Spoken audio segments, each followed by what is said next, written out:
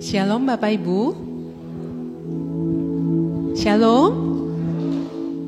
Kita bersyukur kita bisa ada di tempat ini. Kita akan beribadah pada hari ini. Saya undang Bapak Ibu untuk bangkit berdiri.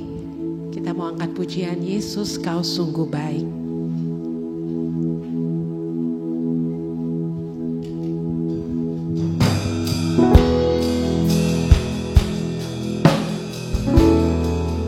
Kita mau mengucap syukur karena kebaikannya, karena anugerah Tuhan dalam hidup kita, karena penyertaannya.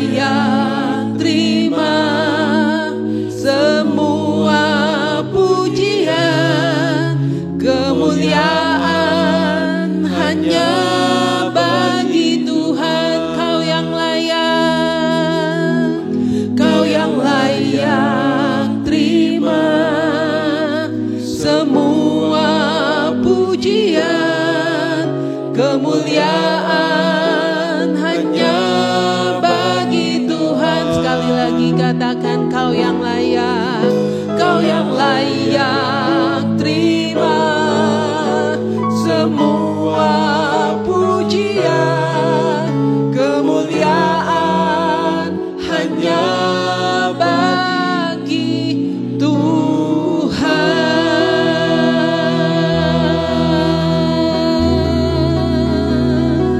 Oh, mari bersyukur buat kebaikan Tuhan. Oh,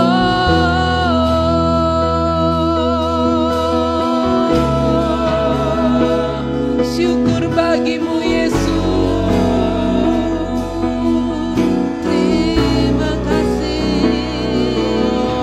Haleluya. Syukur. Terima kasih Tuhan. Haleluya. Sebab Engkau Allah yang baik, Bapa yang setia, Gembala yang baik, Bapa yang setia, Allah yang kami kenal dalam nama Yesus. Terima kasih Tuhan. Haleluya. Syukur bagimu. Haleluya.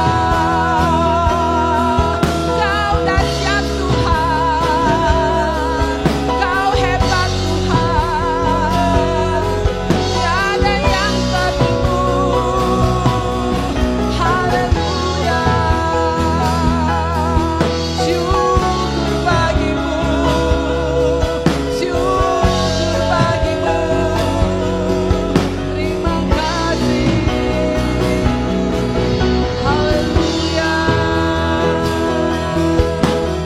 Terima kasih Tuhan Yesus. Tiara lama syara baba baba negara raya lama syara baba baba baba baba baba lama syara baba baba. Haleluya. Haleluya.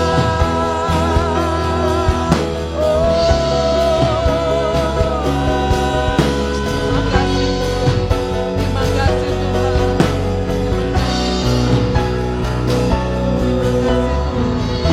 Terima kasih Tuhan. Kau sangat baik Tuhan. Kau begitu baik Tuhan. Terima kasih Tuhan. Terima kasih Tuhan. Terima kasih Bapa. Terima kasih Tuhan. Mampukan jiwa kami memuji Engkau dalam setiap keadaan kami, mengatakan kebaikan Tuhan. Dan biarlah hidup kami Tuhan boleh mengatakan kepada dunia, Engkau Allah yang baik. Dan selama-lamanya Engkau Allah yang baik. Dulu, sekarang, dan selama-lamanya. Biarlah hidup kami menceritakan kebaikan Tuhan. Kebaikan Tuhan dan kebaikan Tuhan. Terima kasih Bapa. Terima kasih. Saya minta Bapak Pendeta Jonathan untuk membuka dalam doa untuk ibadah pagi ini.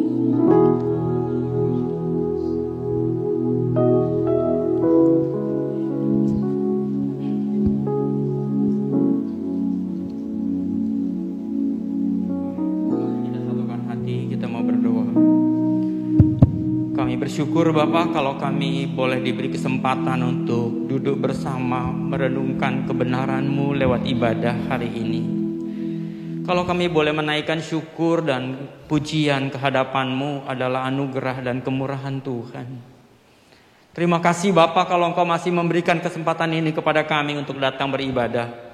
Biarlah apa yang kami buat, apa yang kami kerjakan kiranya berkenan kepadamu. Ampuni kami ya Bapa, supaya ibadah yang kami buat kiranya memberikan kedamaian, sukacita, sejahtera, bahkan berkat daripadamu turun ke atas kami.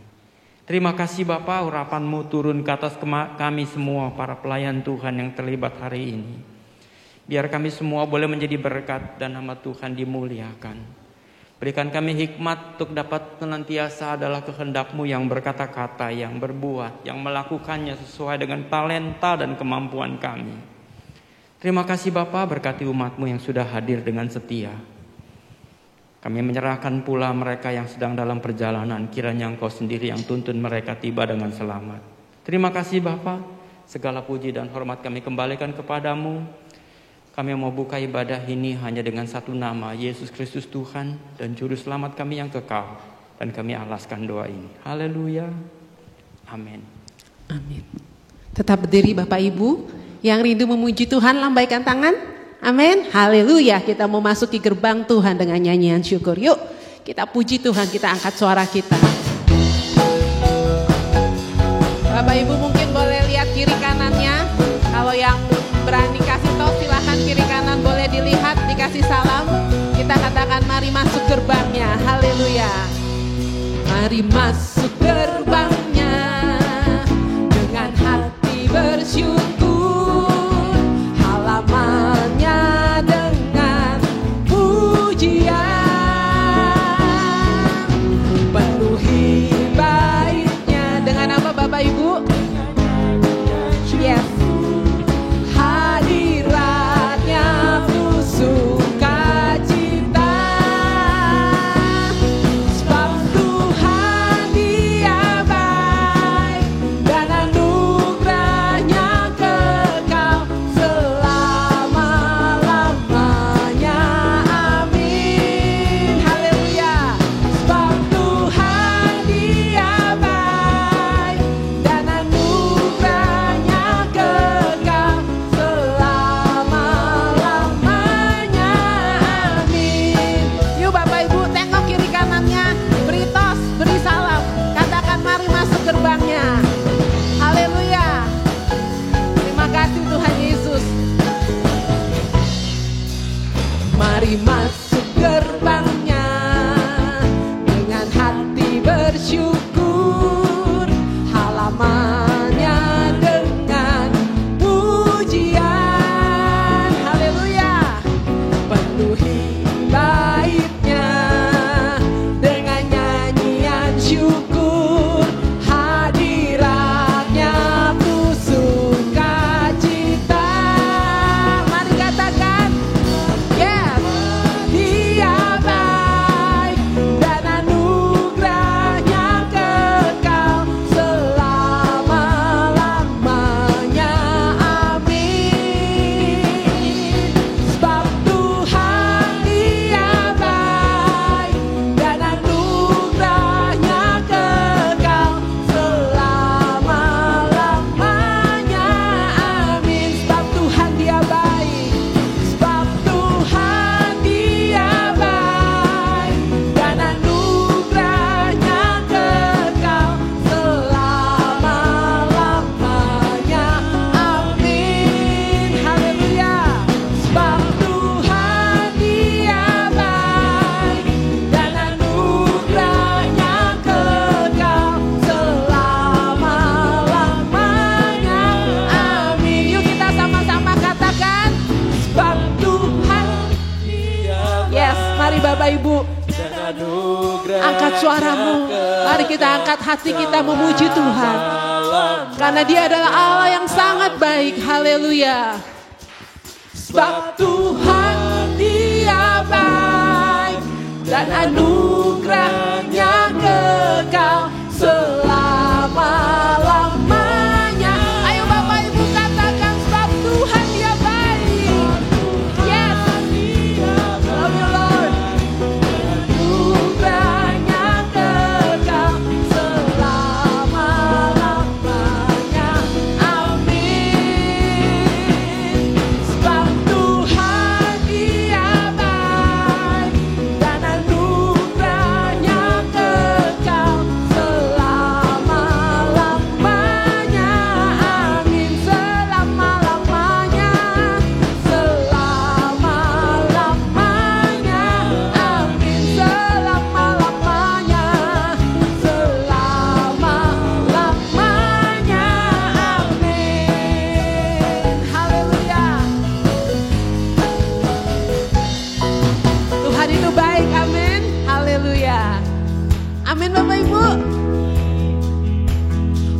bahwa Tuhan juga. Yes.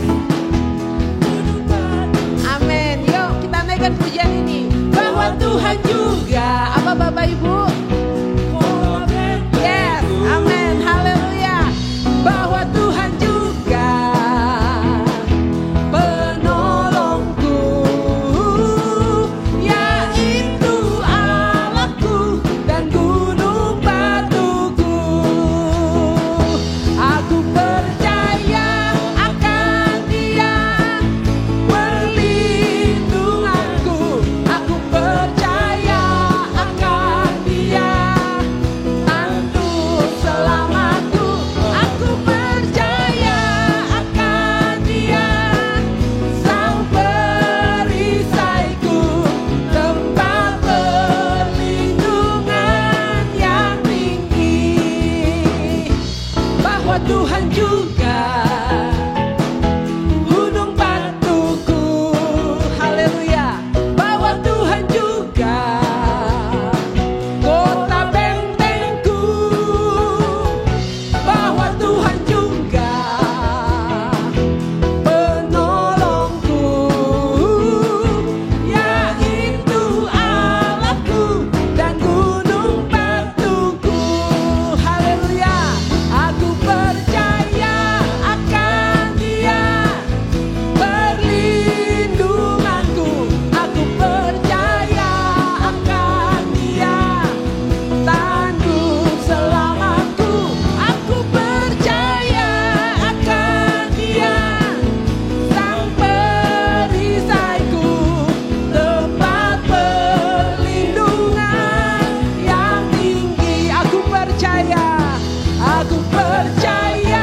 akan Dia, perlindunganku. Aku percaya akan Dia, tanduk selamatku. Aku percaya akan Dia, sang perisaiku, tempat perlindungan yang tinggi. Tempat perlindungan. Haleluya. Tempat perlindungan yang tinggi. Tempat perlindungan. Tempat perlindungan yang tinggi. Haleluya. Bagi Bapak Ibu yang mau duduk silahkan, bagi yang masih kuat berdiri.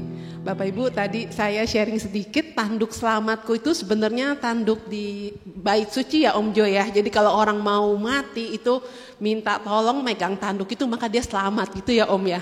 Jadi tanduk selamat itu benar-benar kayak orang aduh udah kepepet gitu. Tapi kalau kita bisa pegang itu, Tuhan menolong. Biar lagu ini jadi kekuatan buat kita. Allah kita Allah yang dahsyat, amin.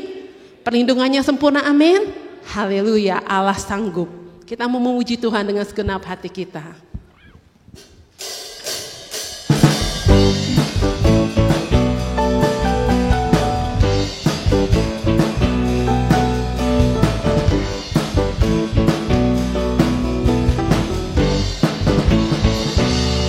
Apa yang tak pernah dilihat mata, yang tak pernah didengar telinga,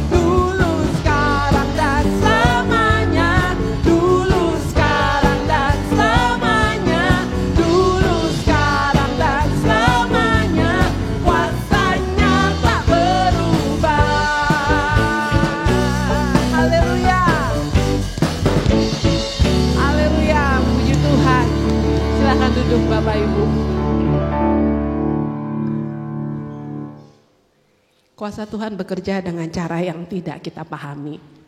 Waktu hari Jumat doa malam, Om Jo di doa terakhirnya bilang berdoa tentang kemacetan di depan. Kalau boleh Tuhan katanya disingkirkan ya Om, gitu doanya pas Jumat. Nah Sabtu saya latihan, saya shock, bersih jalananku. Saya bilang, wih doanya langsung kejawab karena kemarin Sabtu bersih Bapak Ibu jalanan di depan. Saya bilang, wih ini kayak zaman dulu bersih. Kemarinnya Om Jo baru berdoa, tapi hari ini udah rame lagi gitu ya. Kadang-kadang kita berpikir Tuhan jawab dengan pikirannya kita. Tapi Tuhan itu kadang-kadang menjawab itu lebih dari yang kita pikirkan. Suatu hari ada orang bilang, Tuhan gak ada. Tuhan gak ada di sini, kita bisa ditolong karena orang. Lalu ada seorang yang sedang susah berdoa, terus dia bilang, Tuhan beri saya makan. Nah tanpa sadar orang yang bilang Tuhan ini gak ada, dia memberikan charity, mau bagi-bagi hadiah gitu. Lalu dia bagi kepada orang yang susah ini. Terima kasih kamu memberikan saya makanan, Tuhan menjawab doa saya melalui kamu. Dia bengong dan dia berpikir bahwa, oh ternyata cara Tuhan menjawab seperti ini. Dia dari merasa bahwa Tuhan gak ada, tetapi melalui tangannya lah dia menolong orang yang sedang kesusahan. Dan Tuhan ada. Tuhan bekerja dengan cara yang tidak kita pahami. Dan Tuhan tetap ada dan selalu ada sampai selama-lamanya. Kita mau memuji Tuhan.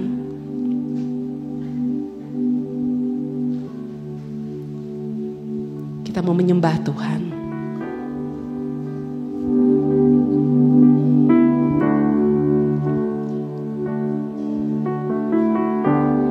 Nyanyi pujian bagimu Tuhan, puja bagimu Tuhan, namamu besar dan layak dipuji.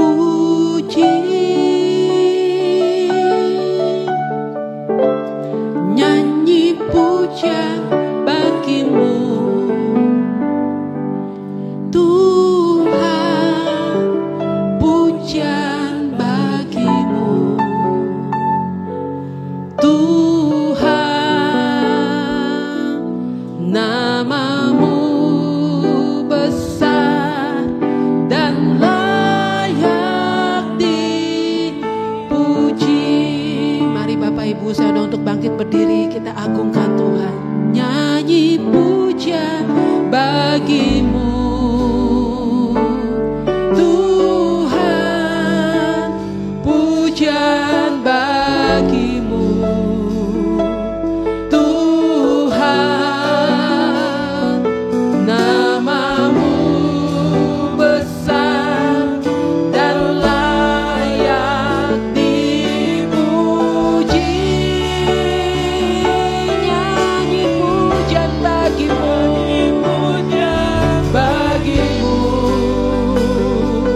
Tuhan, pujian bagimu Tuhan,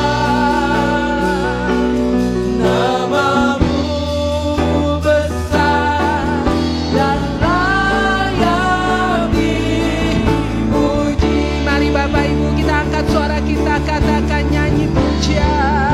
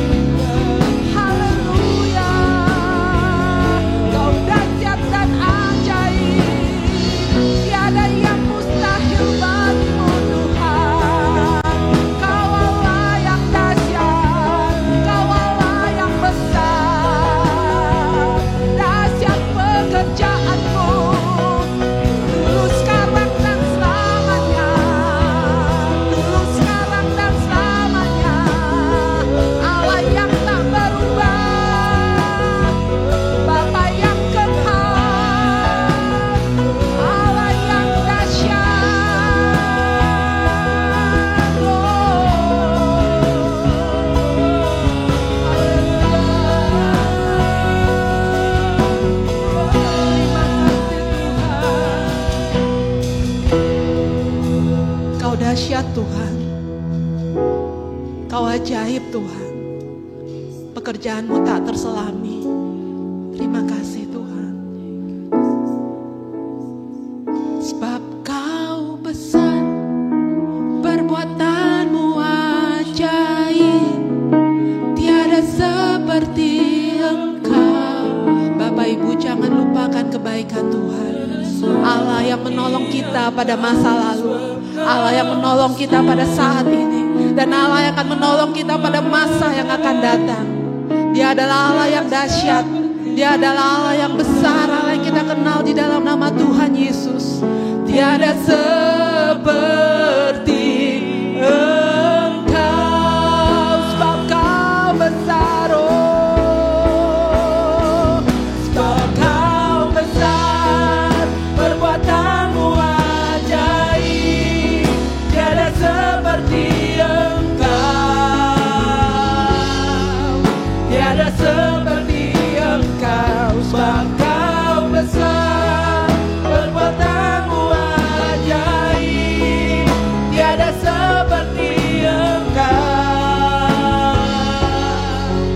tiada seperti Engkau, tiada sepertimu, tiada seperti Engkau, tiada yang sepertimu, tiada seperti Engkau.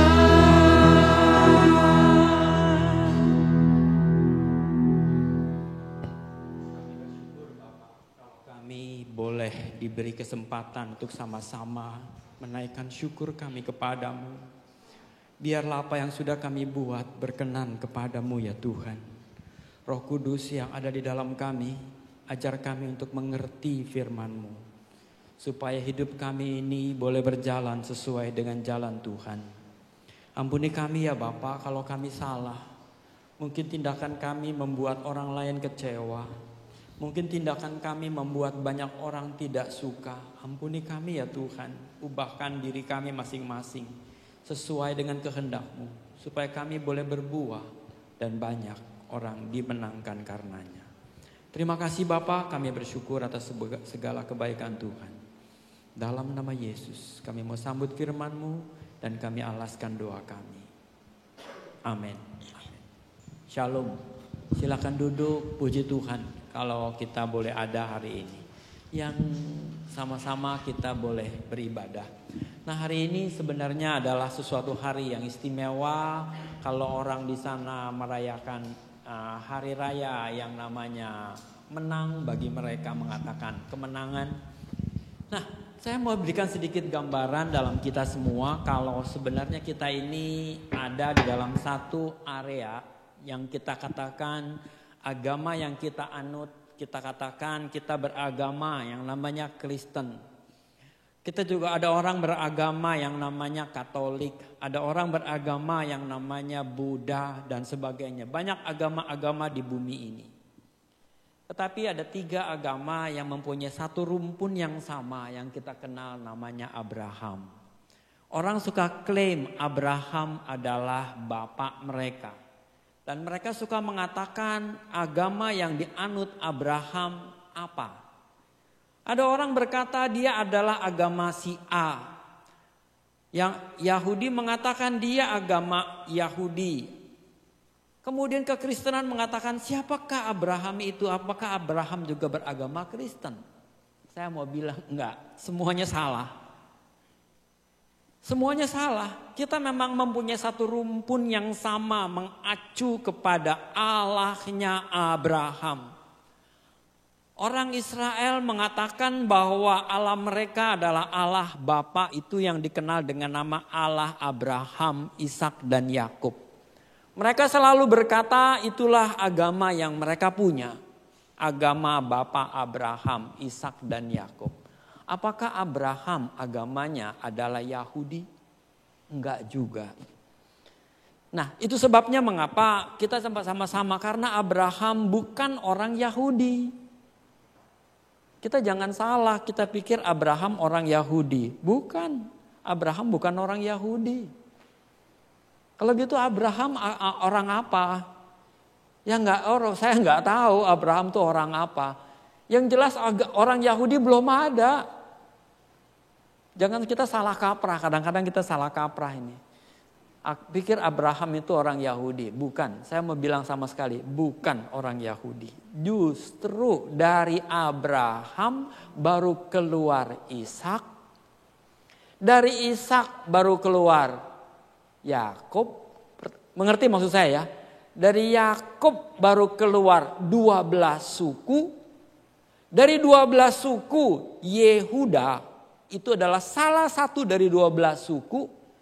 Dan justru yang kita tahu dari 12 suku ini turun menjadi 2 negara, utara dan selatan. Yang selatan itu hanya ada 2 suku, Benyamin dan Yehuda.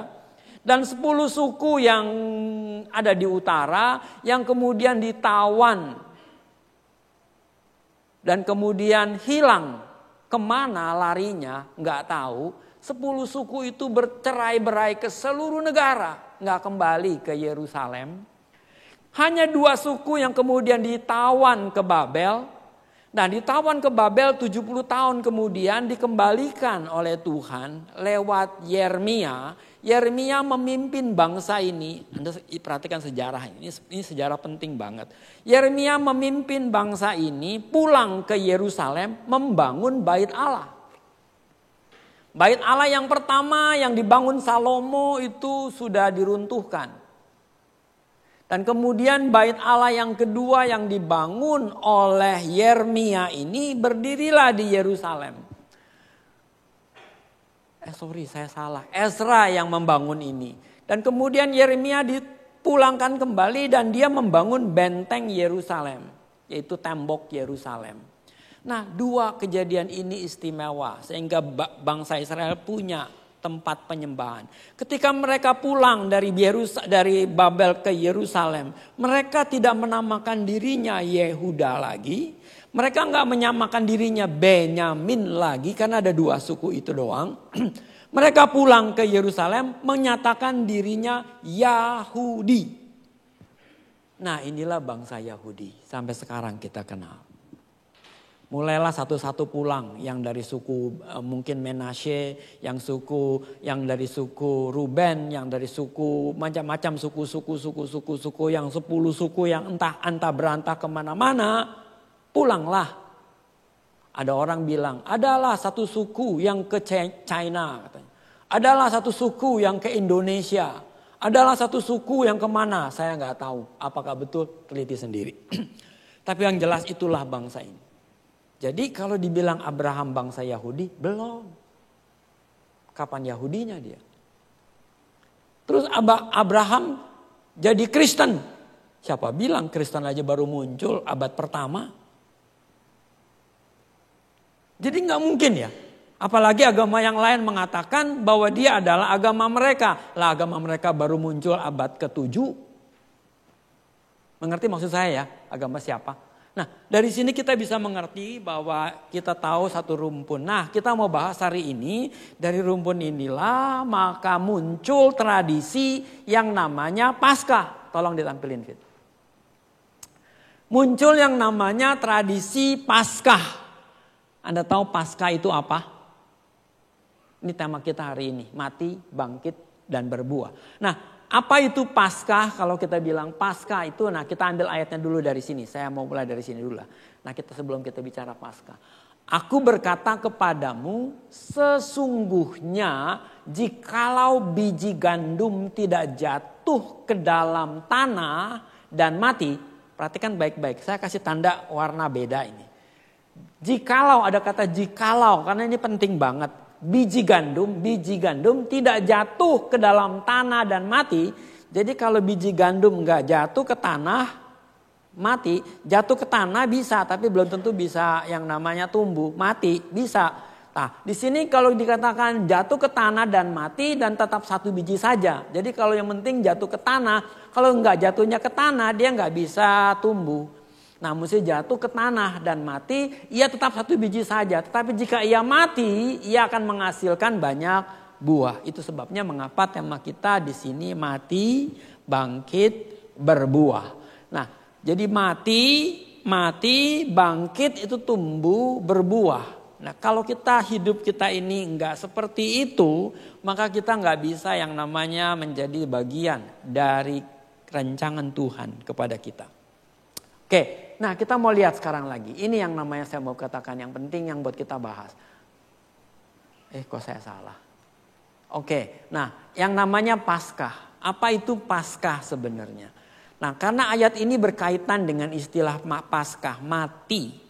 Kenapa mati? Karena Paskahnya di sini dikatakan. Nah kita mau katakan Paskah itu adalah hari raya korban. Jadi kalau kita bilang Paskah 2 minggu yang lalu, 3 minggu atau 4 minggu yang lalu, saya lupa 2 minggu yang lalu. Itu kita mengatakan kita melakukan yang namanya Paskah. Paskah itu adalah hari raya. Hari raya apa? Hari raya korban. Bangsa Israel itu sampai sekarang itu merayakan hari raya Paskah. Hari raya korban. Saya ulang sekali, hari raya korban. Terus agama yang lain juga mengatakan ada hari raya korban.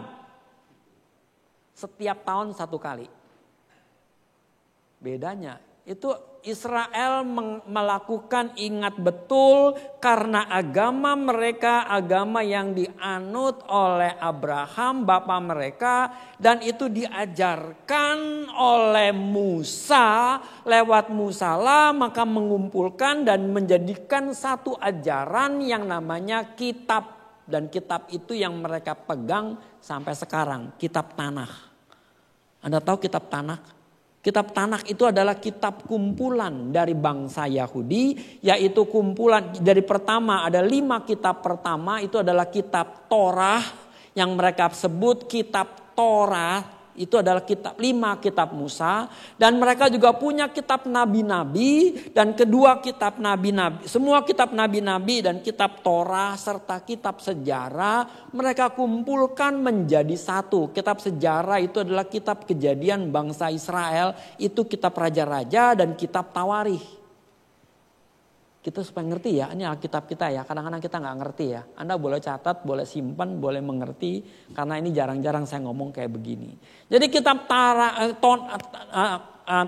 itu yang kita katakan kitab Tanakh itu kitab yang kita kenal, yang kita punya itu perjanjian lama. Jadi kalau bangsa Israel itu punya kitab Tanakh yang namanya kitab Tanakh itu adalah kumpulan kitab yang kitab perjanjian lama kita katakan itu adalah kitab nabi-nabi, kitab sejarah dan kitab Musa yang kita namakan Torah. Jadi jangan bilang kitab Torah itu perjanjian lama, bukan. Perjanjian lama kalau bilang kitab Torah itu 5 kitab doang. Tapi mereka percaya, bangsa Yahudi percaya selain kitab Torah ada kitab-kitab nabi. Kitab nabi ini adalah kitab yang memberitahukan kepada umatnya bagaimana mereka harus berbuat, bagaimana harus bertindak sesuai dengan acuan kitab Torah.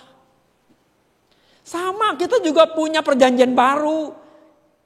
Nah yang disebut perjanjian baru itu apa? Bukan Injil. Injil itu adalah bagian dari perjanjian baru. Itu 4 kitab Injil. Matius, Markus, Lukas, Yohanes. Ada kitab sejarah. Itu kitab kisah para rasul. Dan kita punya kitab rasul-rasul. Bukan kitab nabi, tapi kitab rasul-rasul. Itulah kitab-kitab lain. Korintus, Galatia, Efesus, Yakobus, Yohanes. Kita tahu itulah rasul-rasul, murid-murid Yesus. 12 murid Yesus yang menuliskan kerasulannya, tulisan bukunya. Itulah kitab-kitab yang kita pegang, perjanjian baru. Sekarang paham ya? Ngerti ya? Jadi konsepnya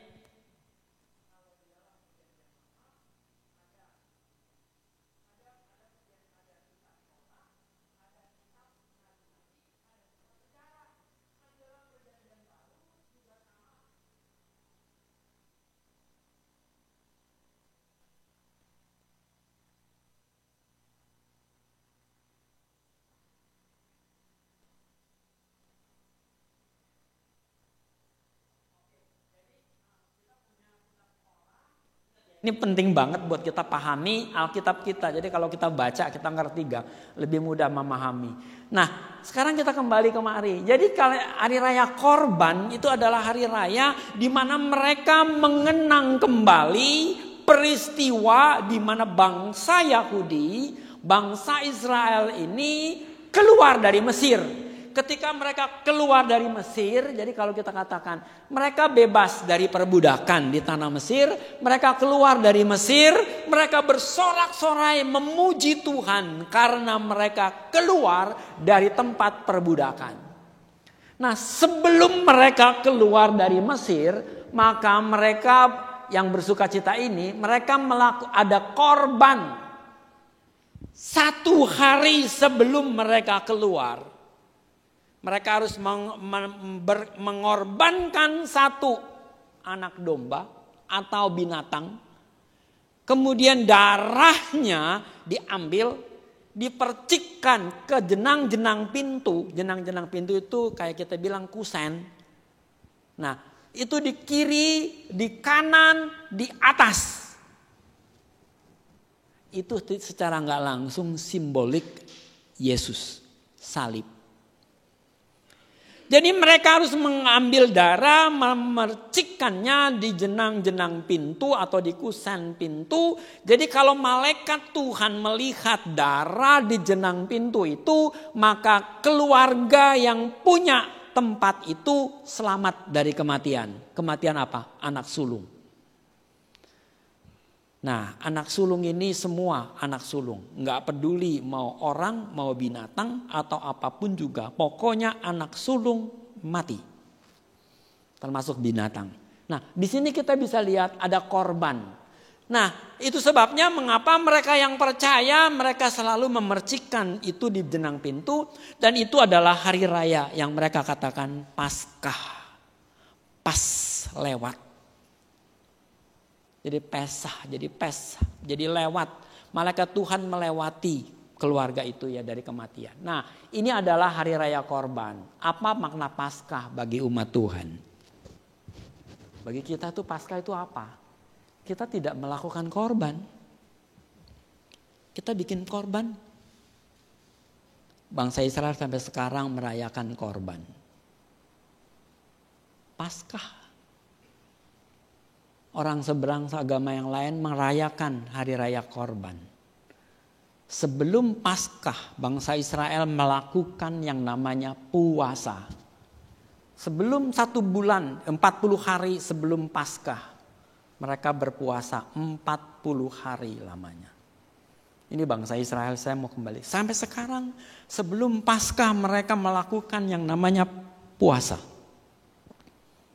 Dan itu bagi mereka itu tetap dikerjakan sampai sekarang. Ada puasa, ada hari raya korban. Betul-betul ada 7 hari raya besar bangsa Israel. Salah satu diantaranya adalah Paskah. Dan ini adalah hari raya besar. Nah, jadi kita nggak membuat korban. Nggak ada kita lakukan korban. Agama lain melakukan hari raya korban. Kita enggak. Beda ya. Nah, kamu lihat lagi. Kita tidak merayakan kedatangan Yesus ke Yerusalem menyambutnya dengan daun palem. Perhatikan baik-baik. Ini seringkali nih kita suka lupa nih. Sebelum Paskah biasanya 1 minggu sebelum Paskah hari Minggu. Jadi kalau Paskahnya hari Minggu, minggu sebelumnya jadi ada hari raya palem. Karena itulah Yesus masuk ke Yerusalem. Jadi mereka menyambut kedatangan Yesus. Padahal masuknya itu bukan hari Minggu. Tapi mereka mengatakan hari Minggu. Ya oke lah, whatever the names. Jadi mereka melakukan yang namanya Minggu Palem. Gereja mula-mula masih melakukan. Bahkan gereja-gereja lain yang ada juga masih sekarang ini melakukan Minggu Palem. Udah Minggu Palem hari Rabu. Hari Rabu apa? Abu. Nah, Anda tahu maksudnya hari raya Abu? Rabu Abu. Wah, nggak tahu kita kan ya hari raya Abu. Itu hari raya yang namanya betul-betul mereka mesti diam, mesti betul-betul mengkuduskan hari itu. Itulah hari yang disebut penderitaan kata mereka. Tapi apakah betul menderita? Belum lah. Diingatkan saja. Terus ada Kemis Putih. Baru Jumat Agung. Baru Sabtu sukacita atau apa namanya? Sabtu suci, betul. Dan baru Minggu Paskah. Anda tahu itu ada hari-hari semua. Kita nggak mengerjakan itu semua. Tapi banyak gereja melakukannya. Kenapa kita enggak? Saya bilang kalau kamu bikin yang namanya Minggu Palem, Rabu Abu, Kamis Putih, Jumat Agung, Sabtu Suci, Minggu Paskah. Kenapa enggak melakukan juga korban Paskah? Kenapa enggak melakukan pula puasa sebelum Paskah? Itu mesti dikerjain semua. Jangan kita sepotong-sepotong kalau mau kerjain. Kerjain semua. Tapi what is the meaning? Apa maknanya? Kita tidak melakukan karena kita tahu semua sudah ditanggung Yesus di kayu salib. Kristuslah menjadi Paskah. Kristuslah yang menjadi korban bagi kita. Makanya Yesus berkata, apapun yang sudah kubuat itu untuk menggenapkan semua Torah yang diberikan kepada kamu. Yesus jelas mengatakan itu tradisi yang harus berpuasa, yang harus melakukan penyambutan, karena Yesus bilang kalau kamu gak menyambut aku dengan palem ketika dia masuk ke Yerusalem dan tidak memuji dia, mengsorak-sorekan dia, maka batu-batu ini akan melakukannya buatku. Kenapa? Karena itu memang adalah fakta untuk menyambut domba Allah yang menjadi korban bagi Tuhan. Itu ditulis di kitab para nabi. Dan itu terjadi dan betul-betul Yesus mengatakan kalau mereka tidak menyambut aku dengan cara itu, dia bilang batu-batu ini yang akan berteriak menyambut dia. Jadi jelas memang harus. Kalau Yesus tidak melakukan yang namanya Rabu yang pada waktu itu sebelum dia masuk, dia mengadakan kumpul bersama murid-muridnya, memberitahukan bahwa anak manusia akan pergi meninggalkan kamu. Itu pada hari Rabu sebelum Paskahnya. Dia memberitahukan itu kepada orang-orang yang ada murid-muridnya. Murid-muridnya bingung, dia kesal, dia sedih, dia marah. Di kemana kamu pergi? Marilah, aku akan mati. Muridnya masih nggak nge juga. Di mana siapa yang bisa membuat mati? Petrus udah langsung bangkit dan mau melawan. Nggak ada, sebelum kamu mati aku dulu mati. Wah, jagoan kayaknya. Itu Petrus. Murid-muridnya bingung, muridnya merasakan berduka. Kemudian hari Kamisnya Yesus melakukan perjamuan kepada mereka, itu disebut kudus suci. Itu sebabnya mengapa disebut Kamis Putih dan sebagainya. Itu mereka Tuhan memberitahukan, berbahagialah kamu kalau aku pergi kepada Bapa, karena dia akan memberikan kepada kamu Roh Kudus, sukacita. Minggu besok saya bahas tentang konsep sukacita di dalam PA. Dari sini kita bisa mengerti itulah pernyataan memberikan kekuatan, pengertian kepada murid-muridnya bahwa betul-betul mereka harus bersukacita karena aku pergi. Bukannya duka cita. Itu kadang-kadang kita lupa Paskah ini menyambut minggu kedatangan Kristus dan segala macam. Tidak ada hari Rabu Abu, tidak ada Kamis Putih, tidak ada hari Raya Sabtu Suci. Kita nggak melakukan itu lagi. Karena apa? Semua sudah dikerjakan Kristus buat kita. Dia sudah mati di kayu salib. Kalau gitu kita ngapain sebentar? Belum waktunya kita ngomong hari ini. So what we have to do? Apa yang mesti kita kerjakan? Kita nggak melakukan itu semua. Apa yang mesti kita buat? Nanti sebentar lagi habis ini kita bahas. Yang nggak ada lagi, yang ada cuma Jumat Agung dan Minggu Paskah ini karena diperintahkan Yesus. Kenapa perintahnya? Adalah dia bukannya kita mesti mengingat Jumat Agung, tapi dia ingatkan, ingatlah akan kematianku. Tubuh diambil cawan dan berkata diambil roti dan berkata inilah tubuhku yang dipecahkan bagi kamu. Diambil cawan, inilah darahku, darah perjanjian. Ingatlah kamu akan ini. Itu berarti apa? Dia mesti ingatkan kita untuk mengenang kematian dia di kayu salib. Sedangkan hari Minggu adalah kebangkitannya. Tanpa kebangkitan kita nggak ada arti Yesus mati. Makanya ayat ini bilang mati, Yesus mati. Kalau nggak ada kebangkitan, nggak ada gunanya. Dan kalau nggak ada, Yesus mau kita berbuah. Nah ini apa artinya? Nah jadi kita bilang ada dua oknum yang akan kita bahas di sini. Yesus dan umat Allah. Yang pertama kita mau bahas Yesus. Apa itu Yesus itu? Yesus memberitakan kematiannya. Tadi saya sudah ngomong Yesus memberitakan kematiannya. Di Yesus itu sudah mati dikatakan dia mengatakan di ayat 24 bahwa dia mengatakan bahwa dia akan pergi kepada Bapa. Kalau kita baca di ayat 24, aku berkata kepadamu sesungguhnya jikalau biji gandum tidak jatuh ke dalam tanah dan mati. Makanya dia katakan dia tahu, Yesus sudah kasih tahu kepada mereka. Jikalau biji gandum itu enggak mati, maka itu menjadi keharusan. Yesus harus mati, enggak ada. Dia tahu dia harus mati karena memang misinya datang untuk mati. Dia harus mati ke dunia ini dan dia mesti mati, itu jadi keharusan, tidak mungkin tidak. Dia harus mati. Dikatakan tempatnya di mana? Tanah. Jatuh ke tanah, bukan jatuh ke bulan. Bukan jatuh ke planet Mars. Tanah. Di planet Mars ada tanah? Nggak ada, tapi tanahnya nggak punya kehidupan, nggak punya yang namanya unsur hidup karena memang Tuhan tidak ciptakan itu di tempat lain. Manusia hanya ada di bumi, jangan ngimpi manusia ada di planet lain.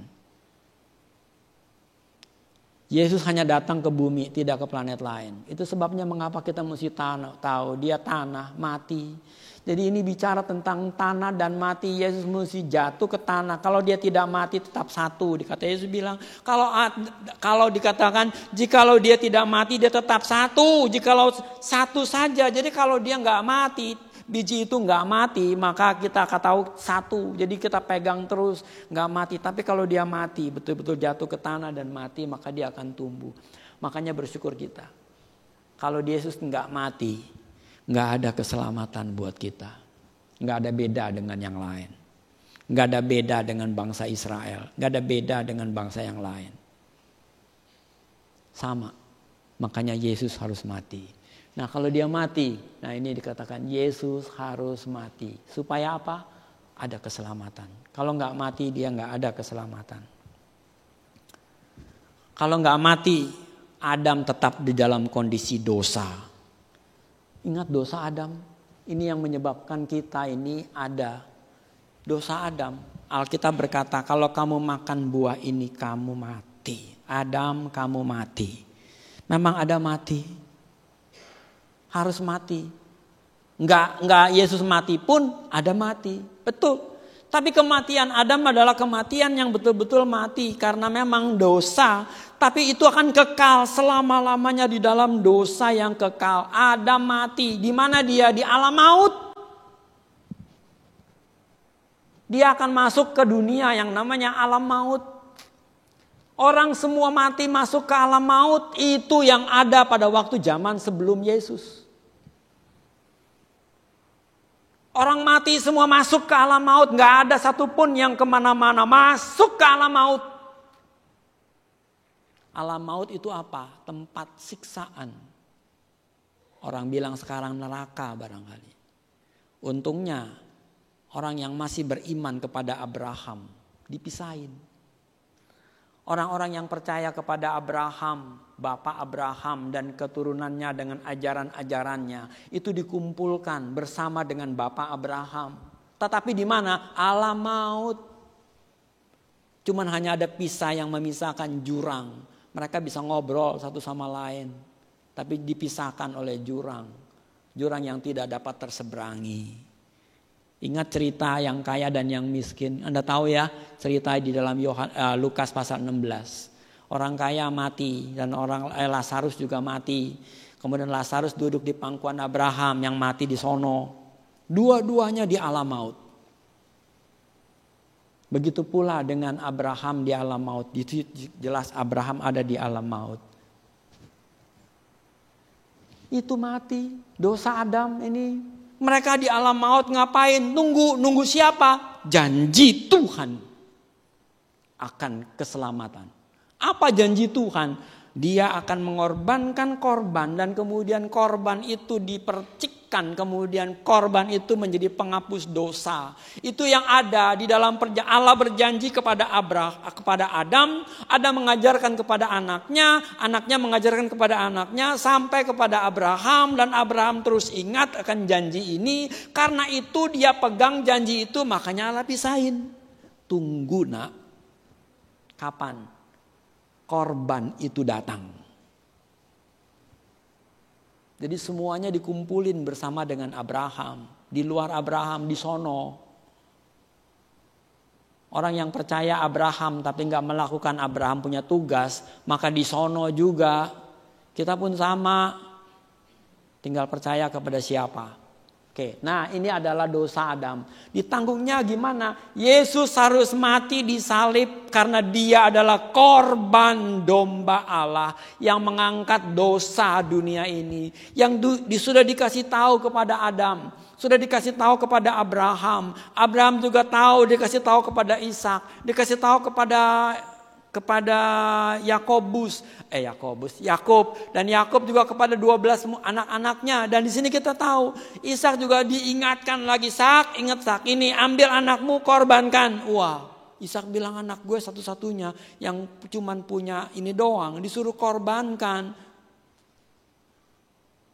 Nah kemudian dikorbankannya anaknya itu katanya. Bukan yang Ishak itu dikorbankan, maksud saya Abraham punya anak. Diingatkan kepadanya bahwa ambil anakmu korbankan. Anak satu-satunya pemberian Allah minta dikorbankan. Dan kemudian Allah mengatakan jangan bunuh anak itu ada korban yang sudah disiapkan Tuhan. Abraham diingatkan kembali, dikasih tahu kenyataannya. Dulu dia cuma tahu hanya gambaran. Sekarang dia mulai mengerti. Oh rupanya anak manusia yang harus dikorbankan. Anaknya. Tapi bukan dia anaknya yang mati. Tapi domba yang Allah siapkan. Abraham tahu kalau begitu nanti ada anak manusia akan datang yang menjadi korban keampunan dosa. Nah ini kita tahu dosa Abraham. Dengan kematian Yesus di kayu salib. Yesus mati di kayu salib. Maka jalan sekarang terbuka ke surga. Jalan ke Firdaus terbuka. Karena Yesus bilang kepada orang yang di sebelah waktu disalib, hari ini juga kamu dan aku ada di Firdaus. Sebelum Abraham ke Firdaus, orang ini nomor 1 duduk di sono. Enak juga tuh orang. Wah enak ya, gak percaya Tuhan, maki-maki Tuhan lagi. Ayo kalau kamu anak Allah, selamatkan kamu, selamatkan gue juga. Tapi akhirnya orang ini diselamatkan Tuhan. Di akhir kematiannya, kalau kamu kembali kepada Bapa, ingatlah aku. Itu orang itu bertobat, ngomong begitu. Tuhan ampuni dia, bawa ke surga. Wah enak banget dia ya. Untung, anugerah. Jangan kamu ngimpi kayak gitu ya. Udah mau mati baru bilang aku sama Tuhan. Minta ampun. Kalau ada kesempatan puji Tuhan. Makanya orang seringkali udah mau mati dibisikin. Ayo Bapak bertobat aja, minta ampun sama Tuhan. Allah masih berkesempatan memberi pengampunan. Kenapa? Itu seperti orang yang disalib.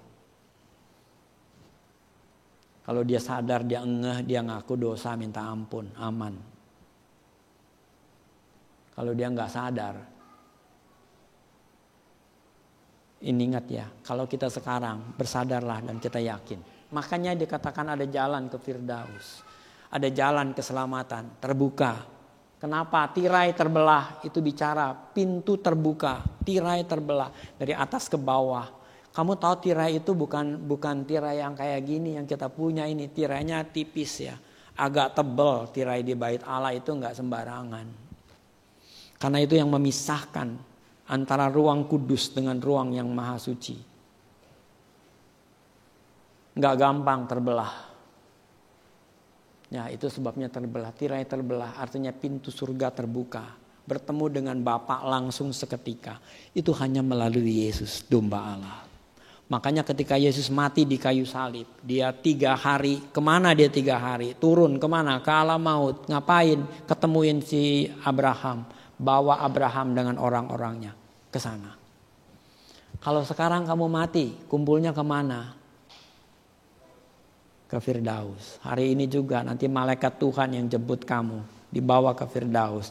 Atau malaikat setan yang jemput kamu, dibawa ke alam maut. Tinggal 2. Waktu kamu lagi mau udahan ini, dijemput sama malaikat Tuhan atau malaikat setan. Kalau kamu malaikat setan larinya ke sana, kalau malaikat Tuhan larinya ke sono. Ngerti dong? Ke sana ke sono yang mana? Kamu tahu lah maksud saya. Ngerti maksudnya ya? Ini baik-baik kita mesti ingat. Nah, jadi kita tahu keselamatan sudah terbuka. Kita nggak perlu lagi ada korban karena Yesuslah korban. Kalau kita melakukan korban lagi, maka kita sudah melupakan Kristus. Kita punya Kristus, dialah korban anak domba Allah. Itu sebabnya kita tidak melakukan korban. Kita nggak melakukan lagi yang namanya Kamis Putih, nggak melakukan lagi yang namanya Rabu Abu, Jumat Agung. Korban itu kita nggak bawa, ataupun putih suci, kita dikuduskan, disucikan dan sebagainya. Kita bersih suci karena Kristus sudah mati bagi kita. Kita dikuduskan, disucikan. Enggak, kita udah tahu semuanya ini, dan karena dikerjakan oleh Kristus, kita sekarang sudah dibenarkan di dalam Dia. Di dalam Dia. Ya, jadi Yesus bangkit. Kalau dia mati, itu kematiannya membuat apa? Surga terbuka. Kematiannya membuat surga terbuka. Kematiannya maka Firdaus kita sudah masuk ke sono. Nah, kemudian dia bangkit. Nah, ini untuk apa? Ini adalah apa yang dia janjikan benar. Jadi sekali mau katakan, dia bilang 3 hari kemudian anak manusia akan bangkit. Itu menunjukkan kehidupan. Barang siapa yang mati, dia akan bangkit. Kalaupun dia sudah mati, dia akan hidup. Itu yang Yesus bilang. Nah, sekarang bagaimana kita udah mati? Kita gak mungkin hidup. Tapi Yesus bangkit, itu membuktikan hidup. Jadi memang betul ada kebangkitan. Makanya itu sebabnya kalau kamu mati, dibangkitkan Tuhan. Dibawa sama malaikat Tuhan. Dijemput artinya dibawa, karena kamu dibangkitkan dari kematian. Kamu mati plek, udah. Karena itulah pintu untuk datang ke dalam surga. Yesus tidak mungkin kembali kepada Bapa kalau dia gak mati. Itu sebabnya kematian membuat kita kembali kepada Bapa. Kalau kita mati, kita kembali kepada Bapa. Bersukacitalah kamu ketika aku mati, kata Yesus. Karena aku minta kepada Bapa untuk memberikan kepada kamu Roh Kudus. Hari ini kita bisa tahu, kita bisa berbicara, aku tidak takut lagi dengan kematian. Kenapa? Karena kematian adalah pintu untuk masuk kepada Bapa. Kita ketemu kepada Kristus Tuhan. Itulah lewat kematian. Tanpa itu kita gak mungkin bisa ketemu Bapa. Kecuali nanti Yesus datang, kamu masih hidup, udah gak ada mati lagi. Nunggu waktu itu. Ya, oke. Jadi Yesus bangkit itu menjanjikan apa yang tidak sia-sia mengikut Yesus. Yudas salah. Kenapa saya bilang di sini Yudas salah? Yudas berpikir, wah itu Yesus tuh Mesias. Kalau dia Mesias dia gak mati. Tapi ternyata Yesus mati. Akibatnya dia nyesel. Kenapa? Ternyata Mesias palsu. Dia pikir Yesus itu Mesias palsu. Kenapa? Karena mati. Dia gak dengar perkataan Yesus, bersukacitalah kamu kalau aku mati. Karena memang betul dengan kematiannya maka kita mendapatkan anugerah Roh Kudus. Yudas pikir kalau engkau mati engkau bukan Mesias. Betul, bangsa Israel berpikir kalau Yesus itu Mesias maka Yesus itu tidak mati. Makanya sampai sekarang bangsa Yahudi tetap menantikan Mesias. Karena Mesias bagi dia belum datang. Mesias yang namanya Yesus itu belum ada, bukan. Itu bukan Mesias, itu manusia. Yang cilakanya adalah Yesus gak mati, yang mati orang lain. Anda mengerti? Kenapa? Sejarah kita gak usah buka Alkitab, kita gak usah buka agama lain. Sejarah membuktikan bahwa Yesus memang mati di bawah pemerintahan Pontius Pilatus. Kalau sekarang di sini begini.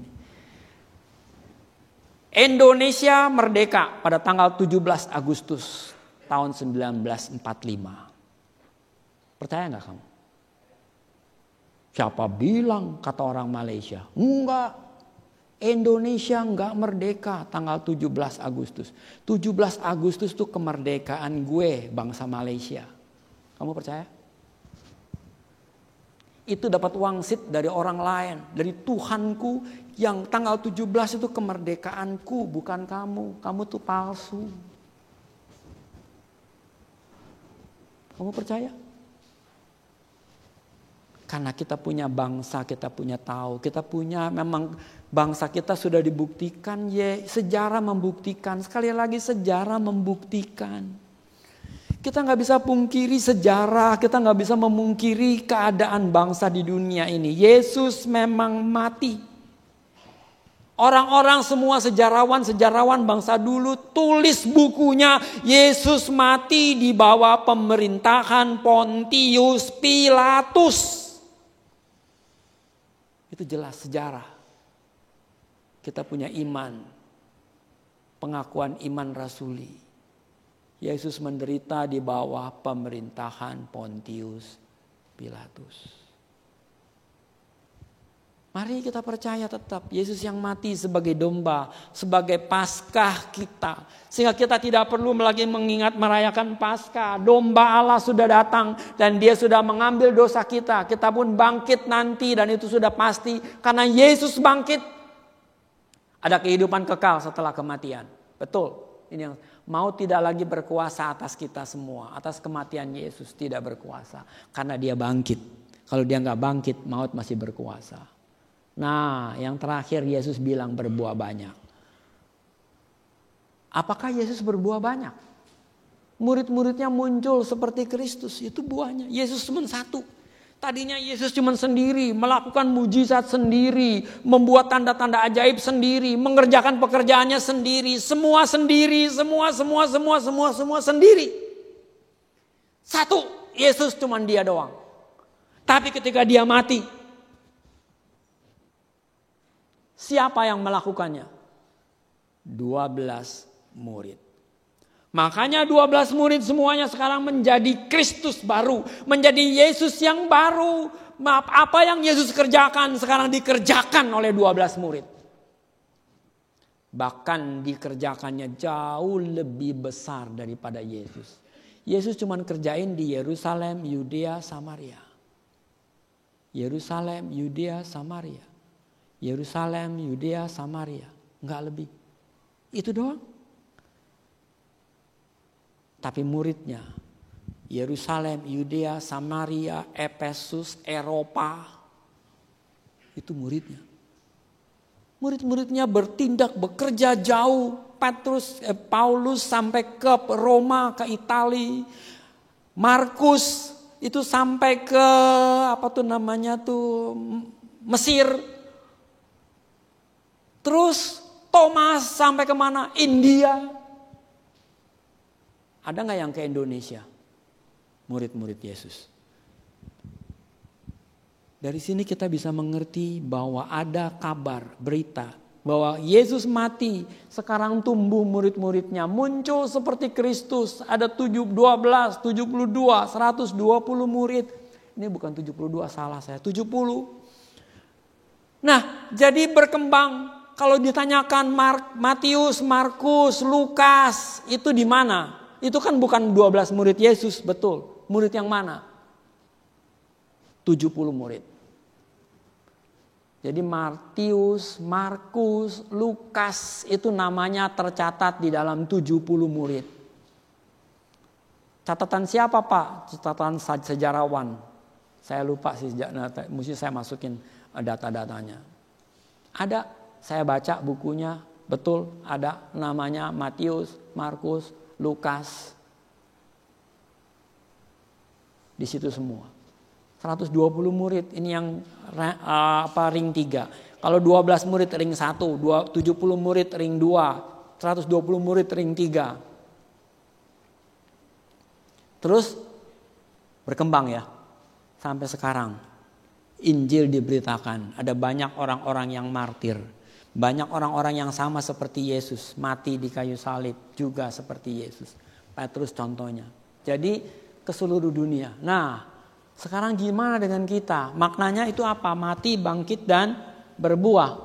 Mati, bangkit, dan berbuah. Nah, mati, kita mesti mati. Nah, itu sebabnya mengapa dikatakan hidup lama kita harus mati. Hidup baru. Pertanyaan saya cuma satu. Sudahkah kita mati bagi Dia? Yesus sudah mati buat umatnya. Itu jelas. Supaya dengan kematiannya hidup. Kita ini juga harus mati. Dengan kematiannya maka kita akan hidup. Makanya kapan kita mati bagi Kristus? Kalau kamu gak mati, kamu tetap satu. Tapi kalau kamu mati, kamu akan tumbuh, hidup, berbuah. Ingat ya, mati, tumbuh, hidup, berbuah. Kalau kita gak mati, kita akan tetap satu. Kita mesti mati, hidup lama kita itu mati, menerima hidup baru. Makanya Paulus berkata bahwa yang lamaku sudah mati, yang ada sekarang adalah yang baru. Kelahiran kembali. Apakah kita sudah dilahirkan kembali? Ini pertanyaan yang mesti kita jawab. Saya nggak tahu, setiap orang nggak ada yang tahu, dirimu yang tahu. Apakah saya sudah lahir baru? Apakah saya sudah dilahirkan kembali? Pak, baptisan kan ada, mati, bangkit, itu cuma simbolik. Bahwa orang mesti mati, makanya menjadi pengikut Kristus mati, bangkit yang baru, hidup, menghasilkan buah. Sudahkah kita mati? Secara betul-betul kita sadar diriku sudah mati. Bangkit, jadi hidup baru. Ini sebabnya mengapa kita mesti hidup di dalam proses. Hidup kita bukan aku lagi tapi milik Kristus. Aku lagi bukan tapi milik Kristus. Nah, kita mesti tahu keinginan daging. Ingat tubuh, jiwa, dan roh. Ingat ya, kita punya keinginan daging. Tubuh ini adalah keinginan daging. Tapi kita tahu kita punya roh. Roh kita itu sudah masuknya Roh Kudus ketika kita dilahirkan kembali. Ketika kita menerima Kristus Tuhan sebagai juru selamat. Ketika kita menjadi manusia baru. Kalau kita mati, maka kita akan menerima Roh Kudus. Itu yang Yesus katakan. Kalau kita mati, maka kita akan menerima Roh Kudus. Kalau kita sudah menerima Roh Kudus, maka kita akan hidup, tumbuh. Bukan mati diam, tumbuh. Berapa banyak kita tumbuhkah hidup kerohanian kita? Bagaimana kita bisa tumbuh kalau kita nggak pernah belajar Alkitab? Bagaimana kita tumbuh kalau kita nggak pernah baca Alkitab? Orang merasa sudah pandai baca Alkitab, sudah ngerti, dia nggak perlu baca lagi. Banyak. Kita nggak perlu baca Alkitab lagi karena udah tahu. Diminta ayo baca Alkitab, diem aja, nggak usah jawab, nggak usah ngapa-ngapain. Artinya kita sudah baca Alkitab, bagus. Kan ditanya, ayo siapa yang mau baca Alkitab, angkat tangan. Yang lain gimana? Udah baca Pak, bagus. Pertanyaan saya, kalau emang udah baca bagus, tapi kalau belum, yang tahu dirinya sendiri, kan begitu ya? Nggak ada yang tahu. Ya, kalau saya bilang, ayo siapa yang mau baca Alkitab, angkat tangan. Wah, angkat tangan. Ada yang nggak angkat tangan. Dalam hati saya, puji Tuhan, berarti mereka sudah baca Alkitab. Betul kan? Iya dong. Kan kalau nggak itu kan, malu gue angkat tangan, berarti gue belum baca dong. Apa? Itu adalah hak kita sendiri. Yang tahu kita kok. Udah baca Alkitab, udah bagus. Tapi kalau kita punya Roh Kudus, nggak ada firman di dalam otak kita. Ingat ya, otak ini. Bagaimana otak ini punya firman kalau nggak pernah baca firman? Paham belum maksud saya? Kalau di otak kita nggak ada firman, ya jelas. Kenapa? Karena kita nggak baca Alkitab. Kalau kita baca Alkitab, maka di kepala kita ada firman. Nah, baca aja gue gak ngerti. Iya gak apa-apa, gak ngerti, belum waktunya kali. Tapi Roh Kudus akan mengingatkan apa yang kamu baca. Kita gak tahu.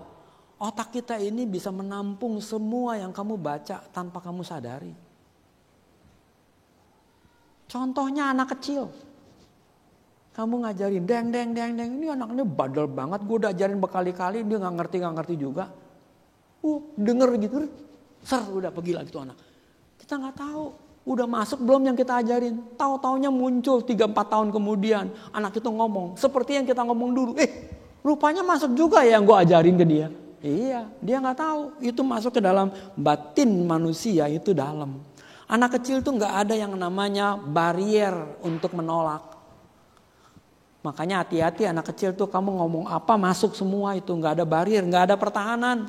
Gak ada yang namanya penghambat pertahanan. Yang menghambat semua masuk. Ajaran apapun masuk ke otak anak itu. Itu kemana masuknya? Ke yang paling dalam. Otak manusia itu ada 2 lapisan. Yang namanya rasional, yang betul-betul rasio kita. Atau lagi ada yang bagian bawah yang kita katakan yang gak tahu nih.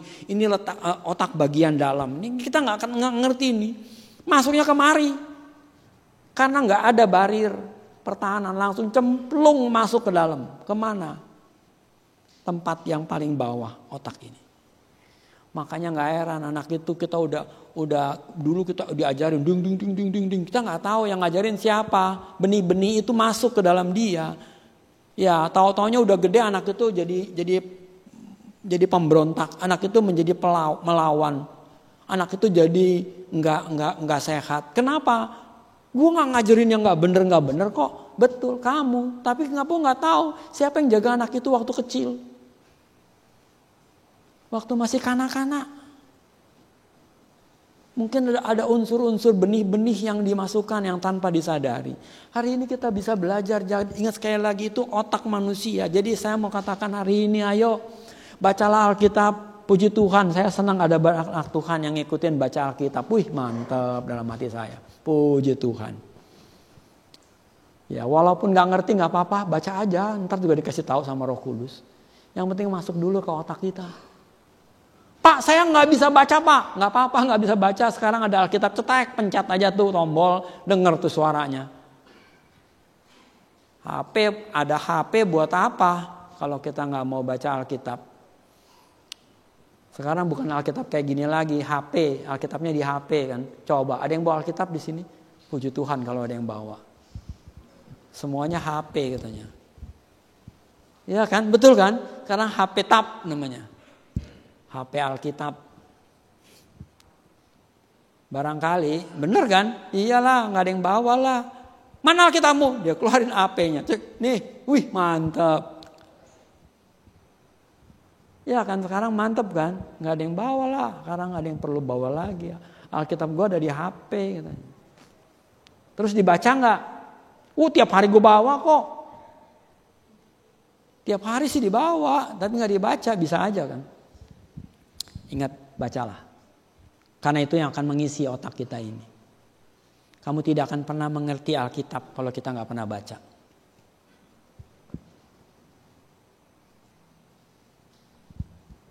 Ya, baca.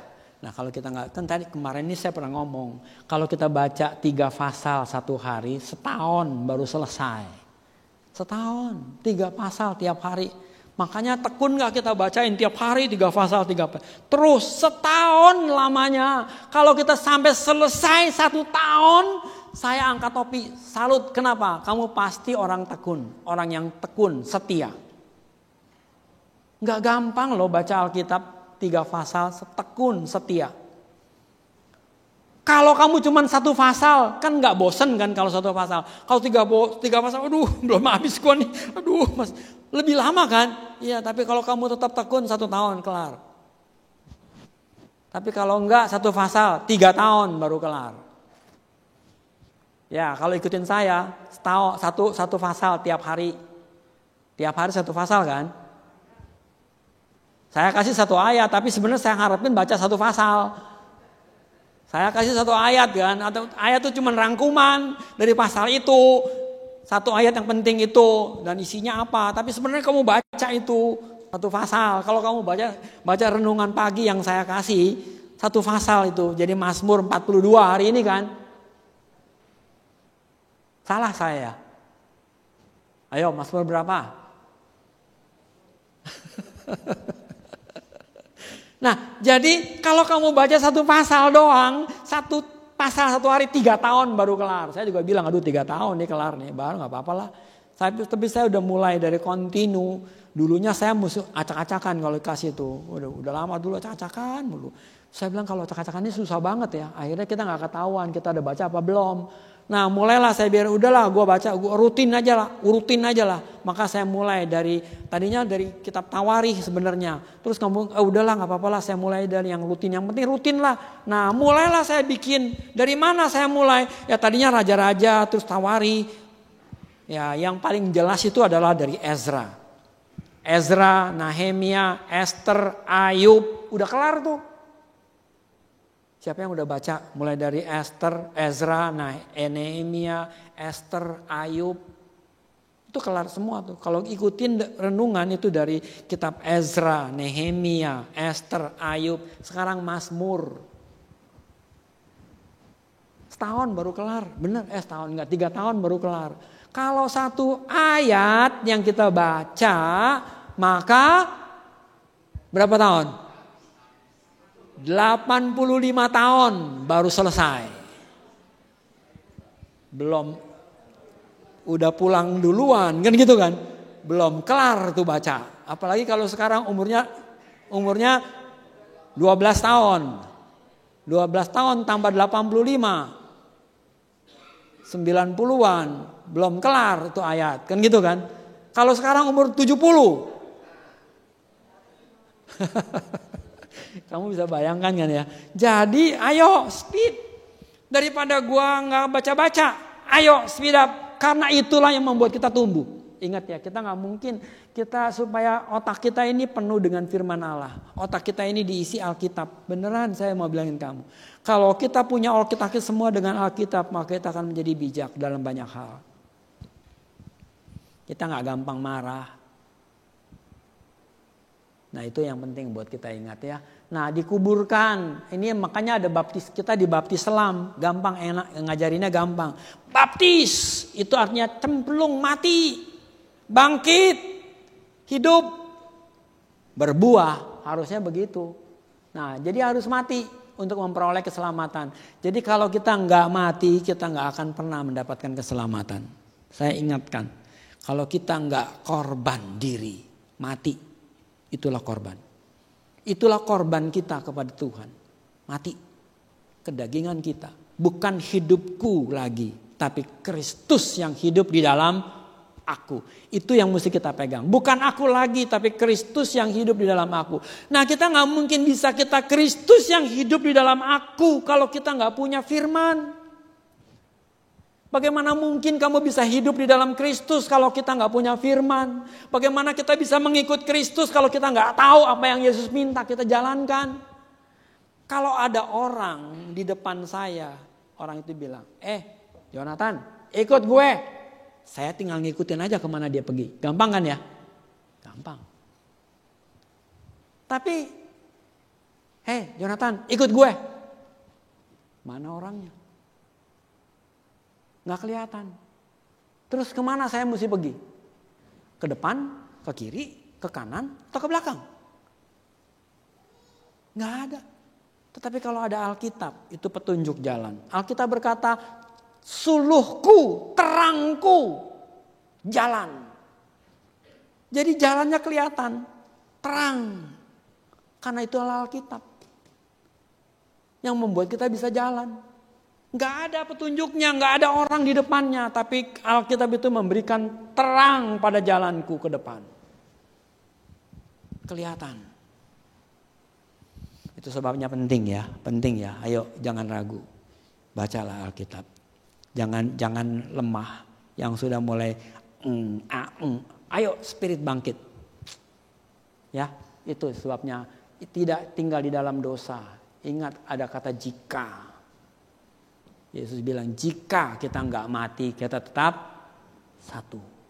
Kita mesti mati. Nah kalau kita mati sekali lagi maka kita harus bangkit. Nggak boleh mati terus. Mati itu dikuburkan keluar bangkit. Kita mesti bangkit menjadi baru. Nah menjadi manusia baru ini apa? Dibaptis dengan Roh Kudus. Kita harus punya Roh Kudus. Kalau kita nggak punya Roh Kudus, kita nggak mungkin bisa hidup. Yesus tahu kita ini hidup di tengah-tengah manusia-manusia yang penuh dengan serigala. Yang kita mesti diterkam. Kita nggak mungkin domba di tengah-tengah serigala bisa hidup. Kecuali domba sakti. Saya kan berkali-kali ngomong, nggak mungkin kita ini domba di tengah-tengah serigala. Mati itu domba. Yesus bilang kamu ini seperti domba di tengah-tengah serigala. Yesus tahu kita ini seperti domba di tengah-tengah serigala. Makanya dia kirimkan kepada kita Roh Kudus.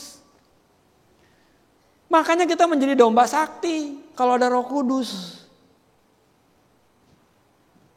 Nggak takut, nggak gentar, nggak khawatir. Itu sebabnya mengapa pentingnya Roh Kudus di dalam kita. Itu hanya bisa kalau kita dibaptis oleh Roh Kudus. Kapan kita dibaptis oleh Roh Kudus? Saat kita mengaku percaya dan Roh Kudus turun ke atas kamu. Maka kita menjadi manusia baru, bukan manusia lama. Itu sebabnya mengapa orang Kristen yang takut Tuhan. Manusia baru, bukan lagi manusia lama. Manusia baru, dia mempunyai kerinduan. Roh Kudus mempunyai kerinduan supaya kita punya firman di dalam hidup kita. Supaya dengan firman itulah Roh Kudus bisa mengerjakan. Tanpa firman Roh Kudus gak bisa bikin apa-apa. Jadi kalau ada orang bilang saya punya Roh Kudus tapi kita gak ngerti, gak baca Alkitab, gak mungkin. Saya bilangin terus terang dengan kalian. Kita punya Roh Kudus tapi gak ada firman di otak kita, gak mungkin. Roh Kudus gak akan turun kepada orang yang gak punya firman. Saya ulang ya, Roh Kudus gak mungkin turun kepada orang yang gak punya firman. Karena Roh Kudus gak bisa bikin apa-apa. Kalau Roh Kudus gak bisa bikin apa-apa, buat apa dia masuk ke orang itu? Roh Kudus masuk ke dalam diri seseorang. Orang itu harus punya firman. Kalau dia gak punya firman, Roh Kudus gak guna. Karena dia gak bisa bikin apa-apa. Ingat, Roh Kudus tidak akan pernah bikin apa-apa kalau kita gak punya firman. Karena firman itulah maka Roh Kudus bisa bekerja. Ingat ya baik-baik. Jadi kita perlu Roh Kudus, maka kita perlu firman. Kalau kita punya Roh Kudus, maka kita harus punya firman. Kita punya Roh Kudus, Tuhan sudah kirim kepada kita Roh Kudus. Betul-betul dia kasih kepada kita. Makanya dia minta supaya orang yang punya Roh Kudus itu punya hungry, punya keinginan untuk baca Alkitab. Makanya adakah kita punya kerinduan untuk baca Alkitab? Dulu ada Pak, sekarang kok enggak ya? Dulu berarti Roh Kudus masih ada di dalam kamu. Kalau di dalam kamu punya kerinduan mau baca Alkitab berarti ada Roh Kudus. Nah bacalah. Terus kita gak mau baca. Ya itu namanya keakuan kita lebih kuat daripada Roh Kudus punya suara. Satu kali untuk selamanya. Roh Kudus tinggal satu kali untuk selamanya. Ingat sekali lagi, masuk Roh Kudus ke dalam diri kita. Satu kali untuk selamanya. Enggak berkali-kali. Enggak tinggalkan kita lagi. Dia diam di dalam kita. Ingat ya, Roh Kudus tuh diem. Kalau dia udah masuk dia diem. Enggak keluar lagi. Terus ya itulah jaminannya. Keselamatan kamu jaminannya itu. Makanya ada orang mengatakan sekali selamat selamanya kamu selamat. Kan begitu kan ya. Ada ajaran gitu. Betul gak? Ya benar gak salah. Kenapa? Roh Kudus masuk. Karena Roh Kudus itu jaminan keselamatan. Jaminan keselamatan apa? Kamu ketemu Yesus. Itu jaminannya tuh kamu ketemu Yesus. Roh Kudus akan bawa kamu ketemu Yesus. Kalau ada Roh Kudus kamu pasti ketemu Yesus. Saya jamin itu. Karena Alkitab yang bilang. Nah, cuman masalahnya kalau kita ketemu Yesus betul, tinggal kita menghadap tahta pengadilan Yesus. Jeng kita mati gitu, meninggal. Kemana kamu? Dibawa. Kemana? Ketemu Yesus. Nah, di situ ketemu. Terus dia tanya, apa yang kamu sudah lakukan sepanjang hidupmu sejak bertobat sampai sekarang? Pohon ini tumbuh tapi tidak berbuah. Yesus kan pernah ngomong, pohon ini tumbuh tetapi tidak berbuah. Tebang. buang. Dia cuma tanya, terus apa alasan kita? Roh Kudus sudah keluar lah, dia yang menjadi kesaksian. Orang ini, bikin itu, bikin ini. Iya, apakah yang dibuatnya? Mari, jangan sampai Yesus berkata, ambil dia, buang ke sono. Itu yang membuat keselamatan kita nggak ada jadinya. Keselamatanmu bisa hilang? Enggak, saya bisa bilang katakan. Ketemu Yesus, iya. Tapi disitulah kita mesti dipertanggungjawabkan. Kalau Yesus baik, kita diselamatkan. Kalau kita tidak baik, maka kita akan mendapatkan masalah. Bukti adanya Roh Kudus, orang suka bilang tumbuh. Itu saya bilang bukti kamu punya Roh Kudus. Apa buktinya Pak? Saya punya Roh Kudus. Rohanimu mesti tumbuh. Kalau rohani kita nggak tumbuh, maka kita nggak akan ada Roh Kudus ini. Ada kerinduan untuk baca Alkitab. Ada nggak kerinduan kita untuk baca Alkitab? Kalau masih ada Roh Kudus ada di dalam kamu. Karena nggak ada seorang manusia tanpa Roh Kudus mau baca Alkitab. Kalau kamu nggak punya kerinduan baca Alkitab, pertanyakanlah Roh Kudus ada apa enggak? Kalau kita punya kerinduan untuk baca Alkitab hari ini, maka kita tahu ada Roh Kudus. Jadi jangan puji yang lain-lain. Miliki karunia roh. Kamu pasti punya karunia roh. Apa karunia kita? Saya nggak tahu. Anda yang tahu. Tiap orang yang punya Roh Kudus pasti ada satu karunia. At least bisa lebih dari satu. Betul. Ada banyak karunia. Sekurang-kurangnya ada satu karunia buat kita semua. Nah, jadi kita mesti tumbuh, harus berbuah adalah tanda kedewasaan. Memberi kesaksian, kita harus memberikan kesaksian, melayani. Jadi kalau kita sudah berbuah, kita sudah punya Roh Kudus, kita akan terus tumbuh. Makanya nggak mungkin kita menghasilkan buah kalau masih kecil. Pohon itu masih tumbuh, ya kita punya pohon, apa pohon apa namanya, apa sih, jeruk, tanam. Ya kecil baru tumbuh, bijinya baru tumbuh, nggak mungkin bisa berbuah. Betul, kalau udah tinggi baru dia bisa berbuah. Kalau udah tinggi nggak berbuah, nah itu baru masalah. Kurang pupuk kali. Kayak di rumah saya punya tanaman pohon miracle, buah ajaib. Karena buahnya kalau dimakan, kalau kamu makan yang pahit-pahit itu, makan obat yang pahit itu ya, gigit sebentar, obatnya jadi manis. Namanya buah miracle. Tapi udah lama nungguin gak berbuah-buah. Kemarin David bilang kurang pupuk itu. Ntar saya mau minta pupuknya nih. Kamu mengerti kita kadang-kadang ya. Kita kadang-kadang lupa. Itu sebabnya harus berbuah. Nah banyak kita mesti berbuah banyak. Banyak orang diselamatkan. Banyak orang dikuatkan. Banyak orang tumbuh imannya. Karena kamu siap dijemput Tuhan. Itu yang akhirnya kan. Nah kalau Tuhan bilang sudah cukup kamu masuk ke rumah Bapakku. Saya percaya kita menjadi anak-anak Tuhan yang dipersiapkan untuk masuk ke rumah Dia. Ingat pohon yang tidak berbuah dikeratnya. Kalau enggak berbuah dibuang. Habis. Tuhan memberkati. Amin. Ayo kita berdoa.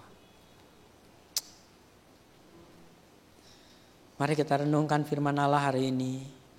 Sehingga Rama Song Leader boleh masuk. Kita sama-sama merenungkan Alkitab kita, firman Tuhan hari ini. Kita harus mati. Tumbuh, berbuah. Sudahkah buah kita hasilkan? Atau kita masih dalam proses pertumbuhan? Hasilkanlah olehmu buah. Dan tidak hanya sedikit, tapi banyak. Seberapa banyak yang sudah kita tahu, seberapa banyak Alkitab yang kita sudah baca. Terus tingkatkan terus. Ambil satu pujian nih, angkat satu pujian, apa aja. Aku mau cintai Yesus selamanya. Kita boleh nyanyikan satu lagu ini.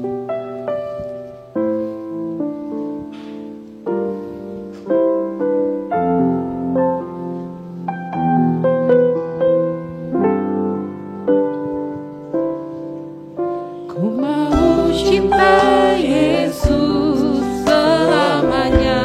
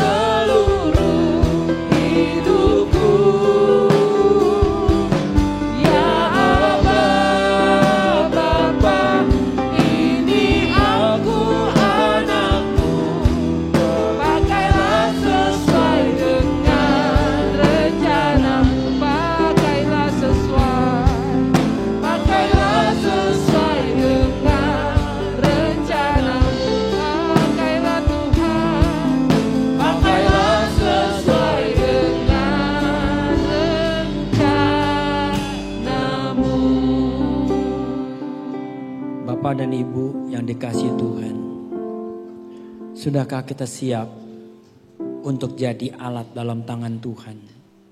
Mati, bangkit, tumbuh, berbuah. Kalau kita betul-betul ingin menghasilkan buah bagi Kristus, ada kerinduan untuk itu, mari saya ajak dia untuk bangkit berdiri. Nyanyikan satu kali lagi, kita berdoa. Kita nyanyikan satu kali lagi lagu ini, Aku Cinta Yesus. Ku mau cinta Yesus selamanya. Ku mau cinta Yesus selamanya. Meskipun badai silih berganti dalam hidupku, ku tetap cinta Yesus selamanya. Ya Aba Bapa, ya Aba Bapa, ini aku anakmu, layakkanlah seluruh hidupku. Ya Aba Bapa, ini aku anakmu, pakailah sesuai dengan rencanamu, pakailah sesuai dengan rencanamu, pakailah sesuai dengan rencanamu.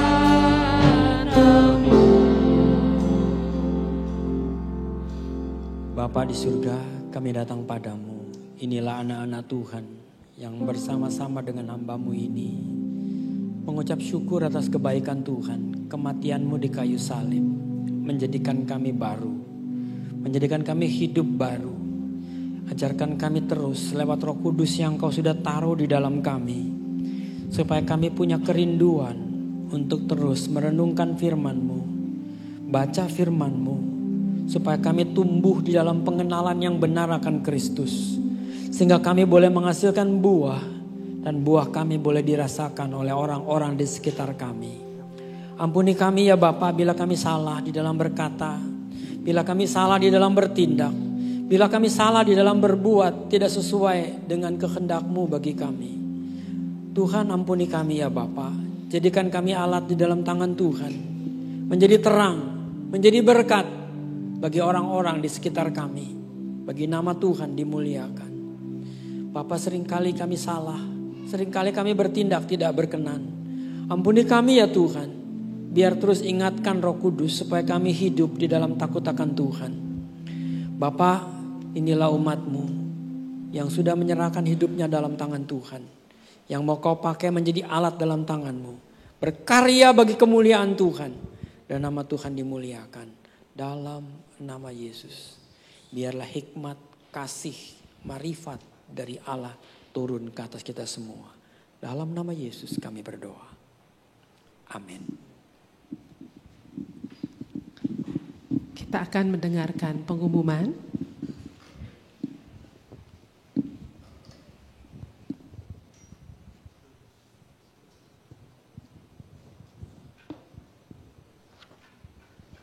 Shalom. Pengumuman ibadah raya hari Minggu 23 April 2023. Gereja Kristen Pantai Kota Yerusalem mengucapkan terima kasih banyak untuk pelayanan Bapak Pendeta Jonathan Lukas untuk pelayanan firman Tuhan hari ini. Dan kami juga mengucapkan terima kasih banyak untuk seluruh pelayan Tuhan yang sudah mengambil bagian dalam pelayanan hari ini. Tuhan Yesus yang akan selalu memberkati. Pengumuman yang pertama, sayembara nama Komsel Keluarga GKPI Jatinegara. GKPI Jatinegara mengadakan sayembara pemberian nama untuk Komsel Keluarga yang akan diadakan setiap 1 kali sebulan. Akan ada hadiah menarik bagi jemaat yang terpilih sebagai pemenangnya.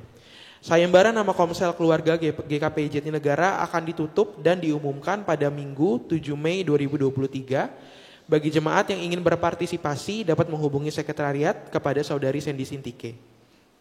Pengumuman yang kedua, penyerahan anak, baptisan selam, dan bimbingan pranikah gereja. GKPI Jatinegara membuka kesempatan kepada Bapak Ibu, Saudara-saudari yang ingin melakukan penyerahan anak, baptisan selam, dan bimbingan pranikah gereja. Bagi jemaat yang ingin melakukan penyerahan anak, Bapak Ibu dapat mendaftarkan diri ke sekretariat. Bagi jemaat yang ingin mengikuti sakramen baptisan air, dapat mengikuti kelas pelajaran dasar-dasar kekristenan 1-6. Dan bagi jemaat yang akan mengambil bagian dalam pelayanan mimbar, wajib mengikuti pelajaran dasar-dasar kekristenan 7-12, dan kelas akan dibuka pada minggu kedua bulan Mei 2023. Bagi jemaat yang ingin mengajukan pemberkatan nikah, dapat mengikuti kelas bimbingan pranikah gereja 6 bulan sebelum pemberkatan. Untuk pendaftaran dan informasi lebih lanjut dapat menghubungi sekretariat Saudari Cindy Sintike. Demikian pengumuman hari ini, terima kasih, Tuhan Yesus memberkati. Kita akan memberikan persembahan, kita akan mempersiapkan persembahan kita. Saya mengundang Bapak Pendeta Stefanus untuk berdoa persembahan.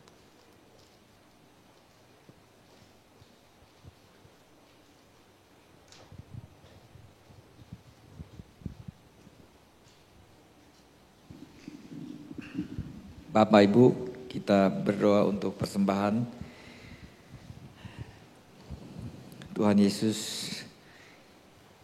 pada siang hari ini kami bersama dalam tempat ibadah. Kalau kami telah mendengar firman Tuhan, memuji Tuhan, saat ini kami akan memberikan persembahan dari berkat yang Tuhan berikan kepada kami. Kiranya Tuhan Kau mengetahui hati kami Tuhan, apa yang kami berikan untuk pelayanan pekerjaan Tuhan, kiranya keluar dari lubuk hati kami sehingga memberkati pekerjaan di tempat ini. Biar kiranya Tuhan pakai hamba-hamba Tuhan, para pelayan yang melayani kami hari ini, sehingga segala persembahan kami Tuhan memberikan hasil yang baik untuk pekerjaan Tuhan. Tuhan berkati tangan-tangan yang memberikan Tuhan dengan sukacita. Tuhan bukakan tingkap langit-Mu dan biarlah berkat itu tercurah bagi kami dan semua yang memberikan dan berlipat kali ganda sesuai dengan janji firman-Mu. Terima kasih Tuhan Yesus, kami serahkan ini semua dan kami percaya hanya di dalam nama Tuhan Yesus Kristus sebagai juru selamat kami. Haleluya. Amin. Selamat memberi, Tuhan memberkati.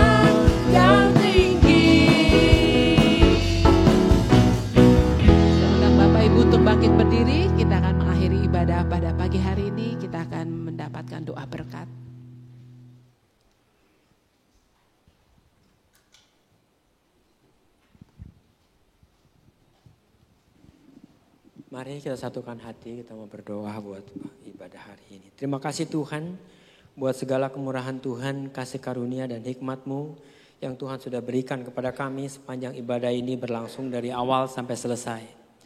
Bapa, kami akan kembali ke tempat kami masing-masing, kembali kepada kegiatan kami, kembali kepada aktivitas kami.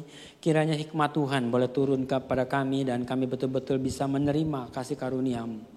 Berkat Tuhan boleh mengalir dalam hidup kami, menjadi terang, menjadi karya bagi kemuliaan Tuhan. Kiranya Roh Kudus yang ada di dalam kami bekerjalah supaya kami boleh boleh kami menghasilkan karya bagi kemuliaan Tuhan. Kami tahu Tuhan, seringkali banyak hal yang membuat kami tidak berdaya. Tapi satu hal yang kami tahu, Tuhan tidak pernah meninggalkan kami. Penyertaan-Mu, perlindungan-Mu, berkat-Mu senantiasa turun ke atas kami.